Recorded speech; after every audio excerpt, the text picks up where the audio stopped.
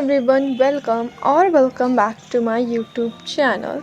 So this is basically a day in the life of a class 11th grader.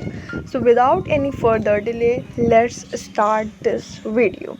So basically in this clip I am studying chemistry. मैं chemistry की NCERT पढ़ रही थी because मैंने chemistry के lecture तो देखे हुए हैं पर उसकी NCERT मेरी नहीं पढ़ी हुई थी. So I was just revising the whole chemistry की NCERT पढ़ने के बाद then I move to physics. और फिज़िक्स में मैंने न्यूमेरिकल सॉल्व किए of chapter units and dimension with Alak sir के लेक्चर. उनके जो DPPs वाले लेक्चर थे अल्फ़ा सीरीज़ वाले वो वाले, बिकॉज उसमें जो क्वेश्चन प्रैक्टिस और जो कॉन्सेप्ट क्लैरिटी थी वो बहुत ही ज़्यादा बढ़िया थी. उससे मुझे बहुत हेल्प मिली. तो मेक श्योर अगर तुम्हारे पास भी फ़िज़िक्स है और तुम साइंस के स्टूडेंट हो सो अलाक सर के लेक्चर फिज़िक्स के लिए रेफ़र ज़रूर करना बिकॉज उनके लेक्चर अल्फ़ा सीरीज़ वाले बहुत ही मस्त हैं.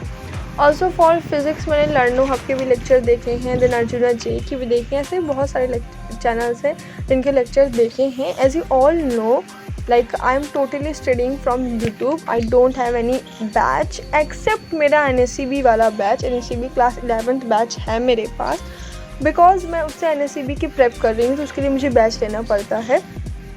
अभी आई डोंट हैव NSCB 12th वाला बैच जो मैं शायद 12th में ही लूँ बिकॉज मैं 11th और 12th के कोर्स के हिसाब से ही चल के NSCB का एग्ज़ाम देने वाली हूँ. एंड ऑल्सो मेरे पास ना कोई ऑफलाइन कोचिंग है ना ऑनलाइन का कोई बैच रिसोर्स है. I have only that is YouTube से मुझे जितना कंटेंट मिल सकता है मैं लेती हूँ, मैं कंज्यूम करती हूँ, पढ़ती हूँ जितना मुझे यूट्यूब से कॉन्सेप्ट क्लियरिटी हो सकती है. अच्छा, केमिस्ट्री के लिए मुझे सबसे अच्छा चैनल लर्नो हब लगा बिकॉज इसमें मैम जो है वो NCERT को इस तरीके से एक्सप्लेन कर रही हैं कि अगर तुम इस चैनल से पढ़ोगे तो तुम्हें एक भी डाउट नहीं रह जाएगा. तुम उसका लेक्चर लगाओ, जैसे मैं यहाँ पे इस क्लिप में तुम देख सकते हो. लेक्चर लगाओ, NCERT लो, एक ब्लू पेन लो, एक पेंसिल लो, एक स्टिकी नोट्स लो. स्टिकी नोट्स में कुछ एक्स्ट्रा पॉइंट्स होते हैं जो NCERT में थोड़ी टफ लैंग्वेज में लिखे होते हैं तो तुम उन्हें साइड में स्टिकी नोट्स में ईजी लैंग्वेज में लिख के लगा सकते हो जिससे तुम्हें याद करने के टाइम ईजी लगेगा. तो मेरा क्या केमिस्ट्री में अप्रोच है मैं तुम्हें बताती हूँ. सबसे पहले मैं लर्नो हब के लेक्चर देखती हूँ विद माय NCERT और स्टिकी नोट.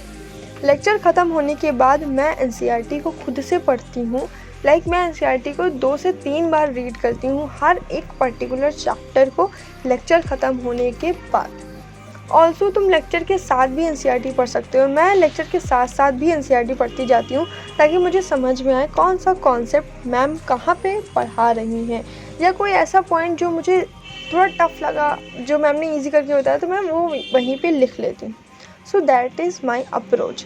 NCERT के कुछ क्वेश्चंस मैम जो हैं वो लेक्चर में ही सॉल्व करा देती हैं. अच्छा, ये जो मैं आपको अप्रोच बता रही हूँ ज़रूरी नहीं कि आप मैम के लेक्चर देखें जब ही अप्रोच लगाएं. आप किसी भी टीचर के लेक्चर देख रहे हो, कोई भी बैच से हो, कोई भी ऑफलाइन कोचिंग जाते हो तो यही अप्रोच आपको रखना चाहिए. हाँ, back to the topic. NCERT के क्वेश्चन कुछ मैम लगवा देती हैं तो वो मैं लेक्चर के साथ लगा लेती हूँ. अदरवाइज़ मैं उसके बाद NCERT के क्वेश्चंस लगाती हूँ. एक क्वेश्चन मैं उसके दोबारा लगाती हूँ.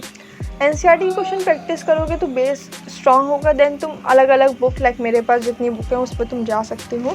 अभी आई will focus on NCERT because NCERT strong होगी जब तुम्हारा और बुक के कॉन्सेप्ट तुमसे सॉल्व होंगे.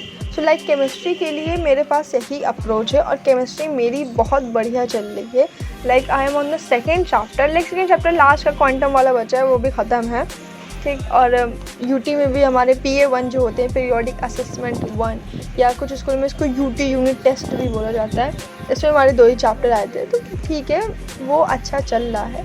अभी आई don't have that much load of UT PA1.